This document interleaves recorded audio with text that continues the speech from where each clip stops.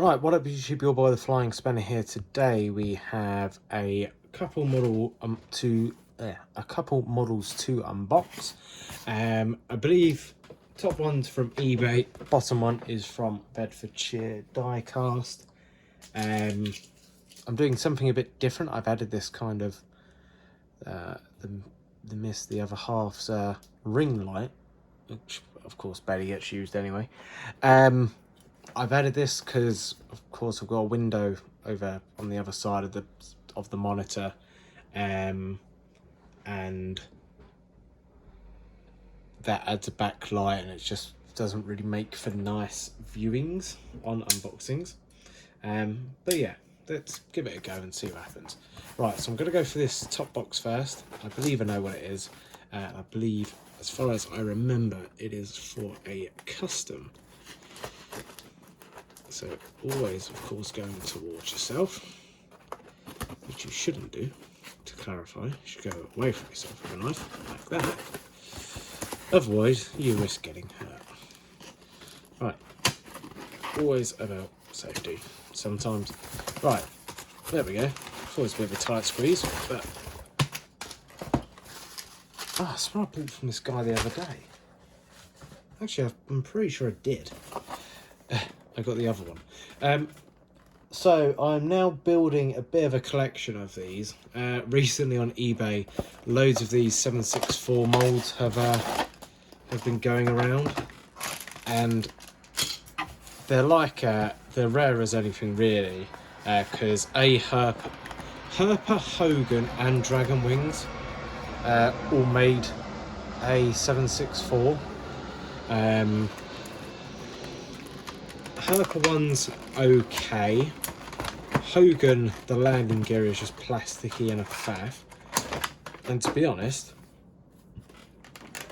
especially for customs, Dragon Wings is by far the best because literally everything just pops off. Like, so this model was slightly used. I bought it for £30. What I'm going to do with it is take it all apart. I believe this one's a bit easier because I've got another one here, which is a later, an earlier livery.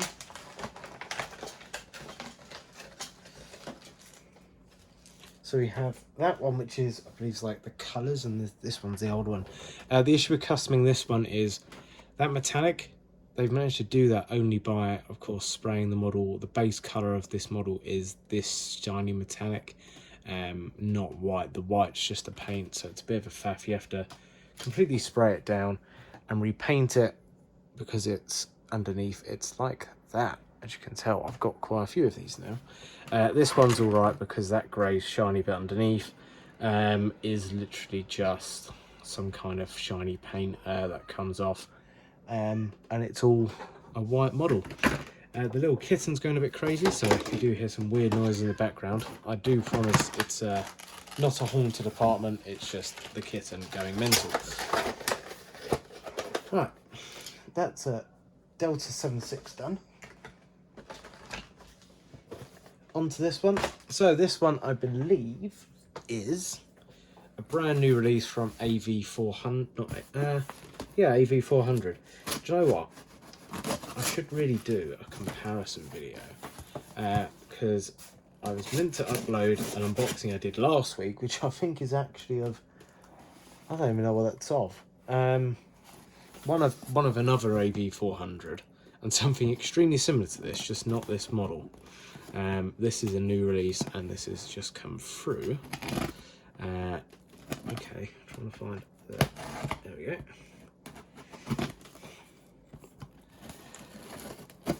God. There we go. Brute strength is the answer, and I'm knocking over this tripod. Right, more newspaper and more bubble wrap. Just what you need.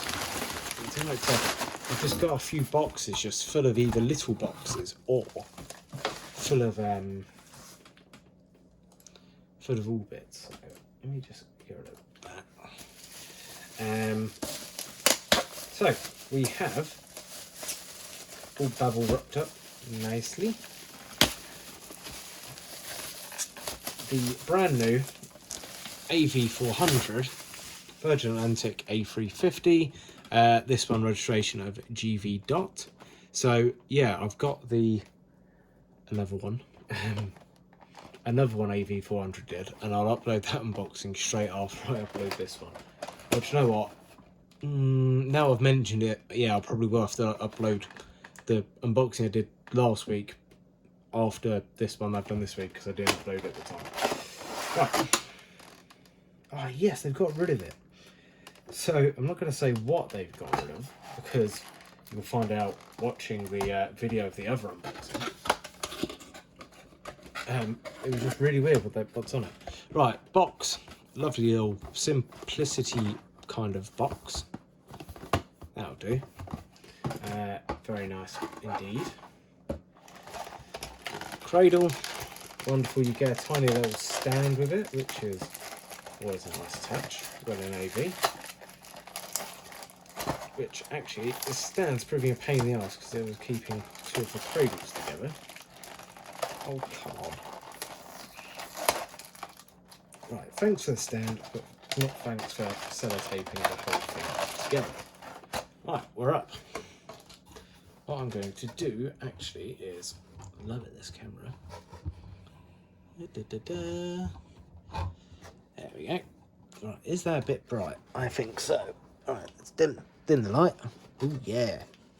Check that out. It's all getting high tech here.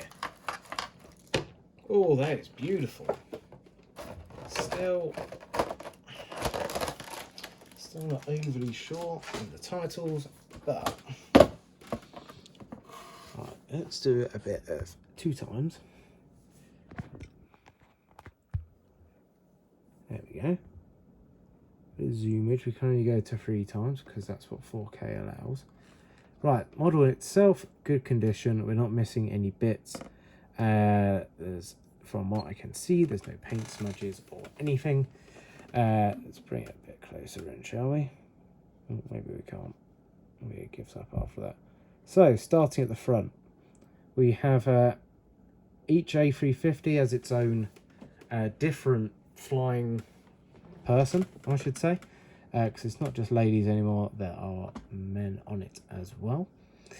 This one has got its own specific kind of icon, as they call them.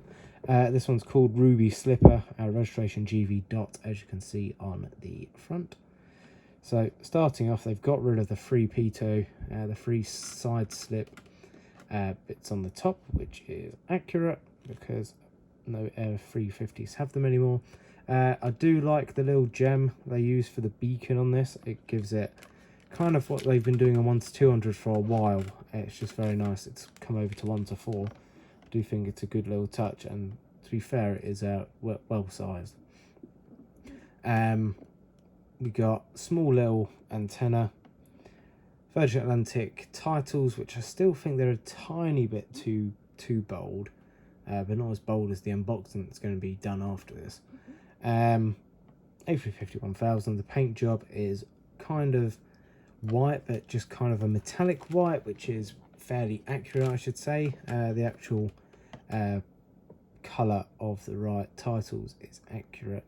Then you've got kind of the ruby cherry red engines with the Rolls-Royce logo. They've put kind of the blue, is it titanium? I should really know this, I've done a course on the thing. The exhaust kind of fairing.